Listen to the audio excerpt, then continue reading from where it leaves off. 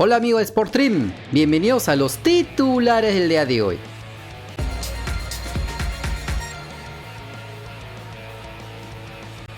Y vamos a las novedades con los jóvenes futbolistas peruanos. En este caso, el atacante del Sport Boys del Callao, Justin Alarcón, tendría los días contados en el equipo porteño. Los detalles los trae el periodista deportivo Diego Sotomayor. El César Vallejo, si bien se acercó a los primeros lugares del Clausura y lucha por meterse a zona de Libertadores, ya piensa en el 2023. La dirigencia tiene como objetivo llevarse a Justin Alarcón, incluso hasta puede competir con ofertas del extranjero. Como se recuerda, el futbolista de 20 años estaba siendo sondeado por clubes de Portugal, México y de la Major League Soccer. El gran problema es que Justin Alarcón tiene contrato vigente con el Sport Boys del Callao hasta el 2023, por lo que deberían comprar la ficha del futbolista, aunque aún cabe la opción de que como Lisa salgan a préstamo.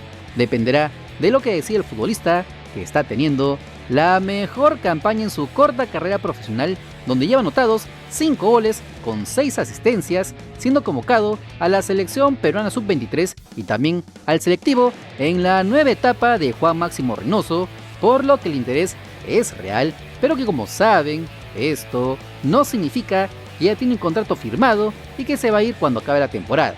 Aún falta la etapa de negociaciones del tira y afloje para que se concrete su pase a algún otro club. Y no podemos dejar de mencionar la distinción que le hizo la Real Federación Española de Fútbol al volante nacional Alessandro Burlamaqui, ya que fue elegido como el mejor jugador de la quinta jornada del Grupo 1 de la primera división de la Real Federación Española de Fútbol, con una velocidad alcanzada de 33.29 km por hora, y pese a que su equipo perdió frente al Real Madrid Castilla, lo importante es que está destacando a nivel profesional, esperando que pueda seguir potenciándose físicamente y dé el salto al primer equipo del Valencia, club que es dueño de su ficha, y de paso nos ayude a ampliar el universo de jugadores convocables a la selección peruana, y por qué no, que abra las puertas a más jóvenes futbolistas peruanos en el competitivo fútbol español. La selección peruana sub-20 ya conoce la programación de sus partidos por el Suramericano Asunción 2022. La blanquirroja debutará ante la anfitriona Paraguay el próximo martes 4 de octubre a las 3 de la tarde. Luego, el jueves 6 de octubre, se medirá ante la selección venezolana y cerrará su participación en esta fase de grupos, enfrentándose a la selección uruguaya de fútbol el sábado 8 de octubre. Todos estos partidos se llevarán a cabo en el campo del Parque Olímpico de Asunción.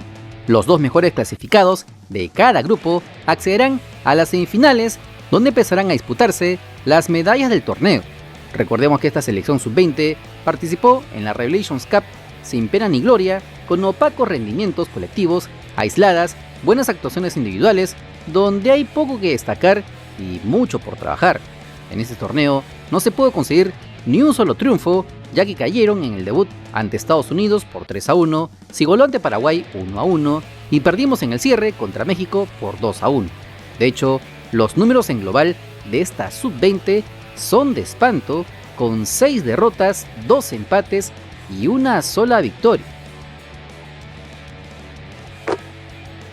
Y revisemos los partidos de la fecha 13 del torneo clausura en este día jueves. Empecemos con la victoria por goleada del Atlético Grau de Piura por 3-0 frente al Sport Boys del Callao, con los tantos de Rayson Noval, Rodrigo Salinas y Luis Álvarez, por lo que siguen peleando el torneo clausura. De igual manera, el Melgar de Arequipa le ganó por 2-1 en el Estadio Monumental de la UNSA al Deportivo Binacional, con los tantos de Luis Iberico y Alexis Arias, por lo que los characatos vuelven a la senda de la victoria luego de 3 partidos seguidos sin poder ganar, tras las derrotas frente a Alianza Lima y la Universidad San Martín de Porres y el empate ante el Cienciano del Cusco. Y ahora pasamos a la buena victoria del Sporting Cristal por 4-2 frente al AET de Tarma en el estadio Alberto Gallardo. El técnico rimense, Roberto Mosquera, habló en conferencia de prensa de lo que fue este partido y sobre todo dejando en claro por qué no puso a Jesús Castillo en el equipo titular. Bueno, sí, 22 partidos, 5 meses sin perder. es un mérito, ¿no? Pero también es una presión porque hay que defender lo avanzado. El equipo es muy humilde, sabe lo que ha costado este momento y lo tomamos con mucho respeto siempre a todos los rivales. No tengo ningún problema con Castillo. Con Castillo tienen un problema algunos periodistas. Con Castillo no, Castillo juega cuando tenga que jugar. Castillo no está en el banco porque haya tenido un bajón. Él no ha tenido ningún bajón en ningún momento. Pero Castillo, cuando se lesionó Tábara, ha sido titular 10 meses, hasta que se recuperó Tábara. Entonces hoy entró, aportó, hizo un gol y me da gusto, pero no sé, siento como que es una presión, ¿no? Todo el mundo habla de Castillo.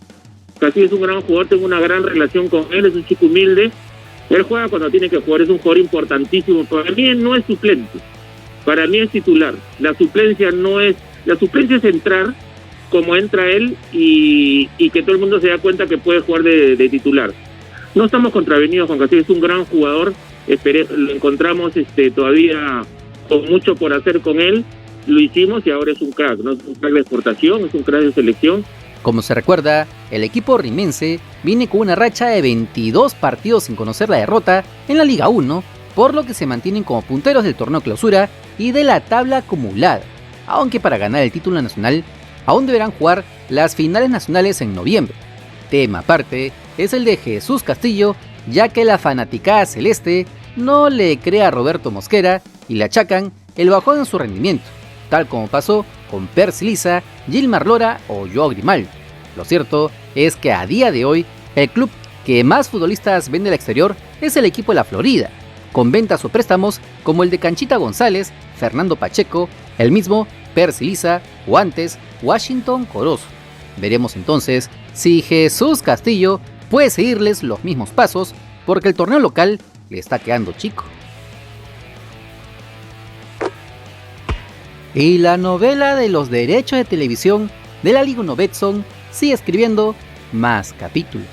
Como se recuerda, la semana pasada, la Federación Peruana de Fútbol anunció la venta de los mismos a 1190 Sports, del que hablamos clarito en el video de arriba de lo que hará esta empresa con las transmisiones del fútbol peruano. Sin embargo, estaba en el aire las demandas millonarias que el consorcio de Gol Perú podría hacer a los clubes peruanos que acaben contrato este año, ya que como se recuerda, está la famosa cláusula de preferencia. Ante esto, el presidente de la Asociación Deportiva de Fútbol Profesional, Óscar Romero, sale al frente para hablar en nombre de los clubes profesionales. Pero nos preocupa de sobremanera cómo se está llevando el proceso de licitación de dichos derechos de transmisión, sumado a una total falta de información hacia los principales protagonistas, los clubes, siendo para ellos la principal fuente de ingreso, y cualquier decisión que los afecte debe contar con su total aprobación. Solicitamos se respeten los contratos suscritos entre los clubes y el actual operador, y por los fuertes perjuicios económicos que podrían sufrir los clubes al incumplir las cláusulas contractuales. En todo caso, la Federación Peruana de Fútbol, como responsable directo de este proceso de cambio, debería asumir y hacerse responsable de las posibles sanciones y los perjuicios que recibirían los clubes profesionales. Como se recuerda, Alianza Lima, Universitario de Deportes y el Cienciano del Cusco ya pusieron el grito en el cielo por esta venta de sus derechos sin que estén involucrados de ninguna manera. Sin embargo, no serían los únicos, ya que más clubes podrían sumarse a esta medida de disconformidad por los manejos irregulares de la federación. Recordemos que a día de hoy la junta directiva de la misma no está registrada en la SUNARP, por lo que los convenios firmados no tendrían validez en nuestro país. Y si agregamos la investigación abierta a su reelecto presidente Agustín Lozano por enriquecimiento ilícito, podrían dar un giro de 180 grados. Veremos entonces en qué acaba esta tortuosa novela fuera de las canchas de nuestro balompié.